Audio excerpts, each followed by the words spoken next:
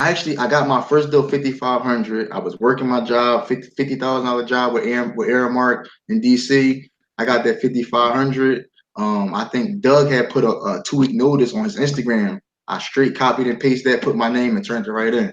They like, "What you gonna do? You ain't big man. You think you mind? I got the ego. What you gonna do, big man? You think what you gonna do?"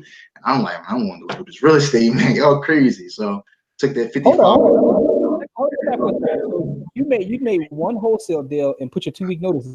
I'm out. I know, it's really what it is.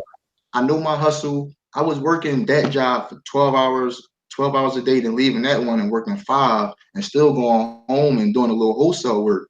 So I knew, I'm like, oh, shit, if I can get myself 8 to 12 hours in the streets, doing wholesale, I'm like, I can make a nice amount of money. I made 5,500 in 3 weeks, and then turned around 3 weeks later and I made 1,200. And then after that, I made 20. And then this all my first year, by October, I made 75,000 on one deal. Nice, man. That's nice. So things worked out. So basically, you that title fits you, the real estate bully. You just hustled your way in the game. So you're a master wholesaler, and I follow you on Instagram. I watch how much work you put in terms of the letters and all that. So can you talk a little bit about your marketing? Like, how hard do you go in terms of marketing?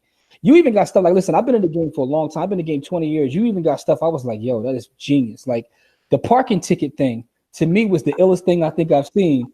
Somebody just stole it. Somebody just stole it. That's listen, man. That's a form of flattery, man.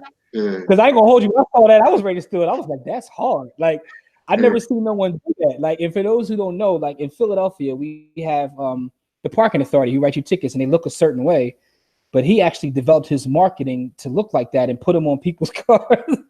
I thought that was dope. Where'd you get that idea from? So when I worked in DC, when I lived in DC, some guy put $100. So I had the $100 bill thing too, but somebody put $100 bill on my car, and I'm drunk coming from the club. I'm like, oh man, I got $100, and it was a little marketing for his CD, and I'm like, damn, like that was kind of dope, and it made me think of the $100 bill, and then also the parking tickets. I'm like, if I would have came out to a ticket, I'd been pissed. So I kind of been sitting on it for like 2 years, and I'm like, man, let me try this out. We go out middle of the night, we hit a couple hoods.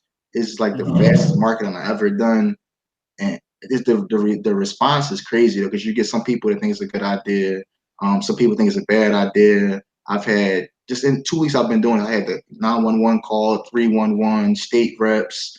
Board leaders, all kinds of little stuff. I'm just hoping that it make the news, man. I want to be on Fox. The reason it's out to me is because, and I'm pretty sure it's like this in every like big city, right? So you see people who do wholesaling. We buy houses, I buy houses, she buys houses.